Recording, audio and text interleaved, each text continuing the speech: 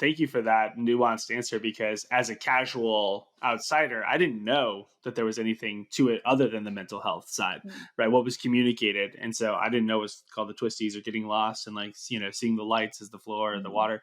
So I think that's, I really appreciate that, that nuanced take from someone who has authority on the matter, right? Mhm. Let's say, Yeah. because a lot of people pontificating about their thoughts on that, but Mhm. you can actually speak to it Yeah. directly. So, well, cool. Mike, what questions are coming up for you right now? Well, I would love to go down that path before we, kind of go towards the exits, but I'd love to hear about the family, Mm, dynamic that Andrew you alluded to. I mean, you said mm, you adopted your fourth child, and that in itself is an interest. And I would say interesting, but it's like not an everyday decision. It probably takes some conversations around it, and I would love to hear about just the family side of thing, life after the Olympics. Right now, I mean, we're in December of 2022 as we're recording this, and you just last year at 43 qualified for the finals of the 2021 U.S. Olympics diving trials. wow. So this is like fairly new, like just like to close like the chapter. Is the book really closed? Like, are we really closing the book and starting this new chapter, or is Mhm. it like like what's happening there? Like what's the transition? Where you at? And I'd love Mhm. to just kind of get into your mind on some of that stuff. Well, we actually have adopted two of our kids. So two of our four are adopted and two are biological, and that was an amazing process, but a really, really difficult process. Our daughter from China took like a little over 3 years, and then our daughter from Ethiopia took almost 5 years. And the prime minister was shutting down adoptions. We were blackmailed from the orphanage director. Like there was a whole host of issues with that one, and that rocked me to my core like nothing in sports ever has before. So walking through those, I think, grew me a lot as a human being, and as a mom. And I got a lot more bold, I think, to speak out for them, and to learn, like, I don't really care what you're going to say about me. I am standing firm for my child.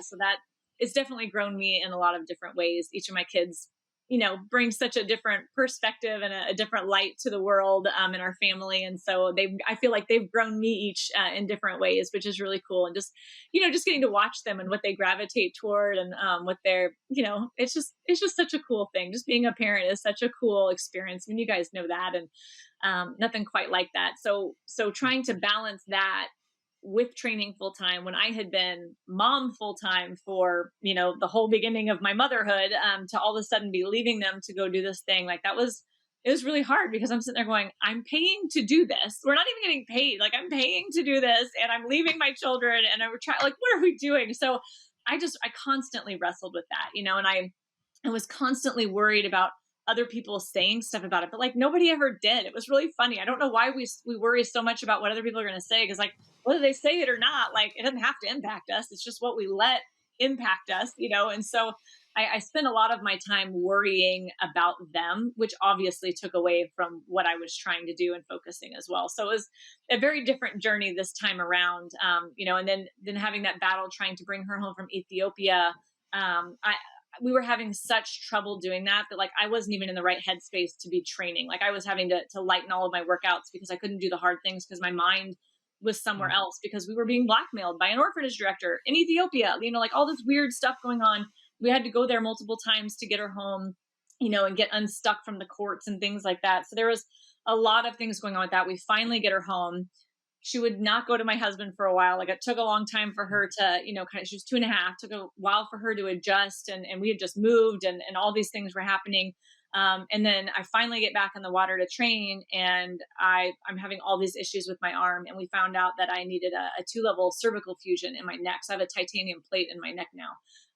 And so none of this road was easy. None of this road made sense to me, but this was the road, this is the path. And so that's the one we went down. And it's been such a blessing, because during that time, I was telling Andrew before we started, during that time of surgery, I knew I would be out for a long time. I didn't even know if I could get back in the water, because nobody's ever done that on platform before. And so, it was kind of this hope that I could get back in, but I really didn't know. And so I spent several months kind of I was trying to train mentally for myself just to prepare for a comeback. But what I was learning was I had all of these lessons and all of these things I had learned through my journey that, man, I could teach other people. And I made an online course for it. And it was great. I had some people go through it. They loved it, great feedback. But then I was back in the water training. So I kind of shelved it, you know what I mean? And then I got back in and I trained. And now that I've spent some time out of the water, I was playing around a little bit this last year in the water, but I kind of had to take a step back again because my kids needed me this summer and my husband took a different job. So, you know, I kind of was like, okay, well, I started kind of fell into doing some mindset coaching because some athletes needed help and it kind of started growing. And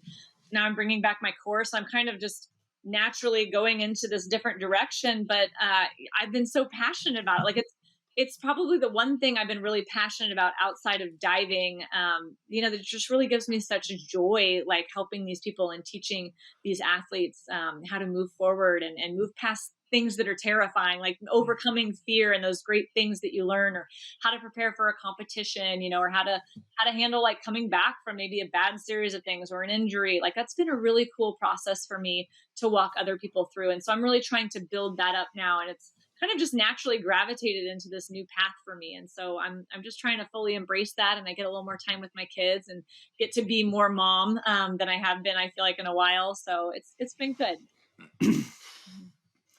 It takes a lot of courage for you that's like one of the words that just keep coming up for me as I'm listening to your story, is just the courage to press on, the courage to get back in the pool, the courage to adopt two daughters, one from China, one from Ethiopia. For you and your husband to still pursue, like what was going through my mind, I'm like, man, how did you get to the point where maybe the universe was saying, you know, this 2.5-year-old maybe wasn't meant for you? You know, it's like, you know, that could have been a sign from the universe or from God, but you said, no, this is the test for us to go get our daughter. And we're not stopping until she's ours. So it's like, it's just courage, relentlessness. You have such a beautiful story, and I love listening to it. And your clients are man, they are blessed to have you as their coach. And you know, for this, before I kick it to Andrew, for this chapter of coaching these, is it specifically Olympic athletes that you like work with? Is it specific to divers? Like who's your target for that, you know, for that audience to be able to work with you, to hear from you, to take that course, you know, to go through, to get into your mind, to learn these principles? Like who is this for during this chapter that you're in right now?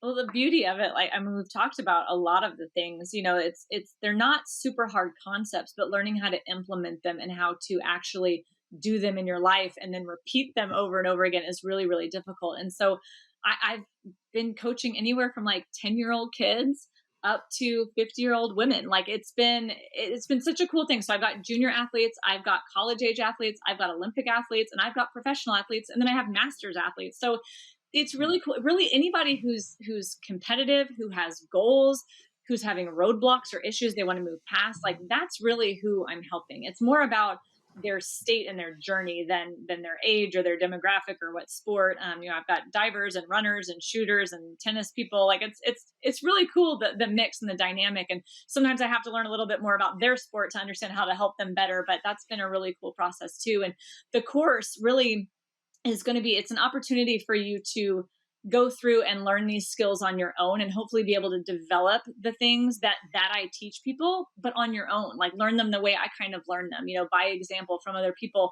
There's activities so that you can learn how to actively do that in your life. And as you get better at them, you can do it faster and faster and start recognizing these things and make the changes in your head on the spot instead of like having to write it down or having to go through these activities. But you know, it's really, one of the people I coach isn't even technically an athlete. She's more of like a hobbyist, but she's a mom who has these big goals and wants more for her life. And so we're walking through that. And it's just been really cool how this actually relates to people in so many different ways. So it's been really cool.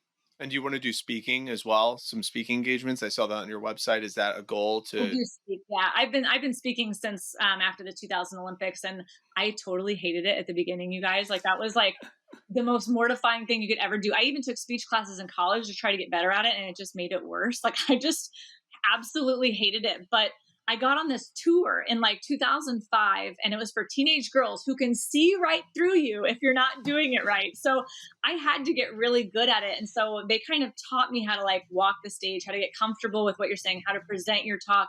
And I fell in love with it. And now I really enjoy it. And I really enjoy talking to groups. And so, yeah, I definitely do that a lot on the side. And hopefully I can start creating more workshops and things that I can bring to teams and stuff like that. So it's all kind of, being developed right now. Some of the fun beginning stages, which it's really hard to start over or start something new, especially after you've been really good at something. But there's also like a beauty in it because it's a brand new journey. Nothing's written yet. I don't have anything to compare it to. So it's my own brand new journey. It's been a lot of fun.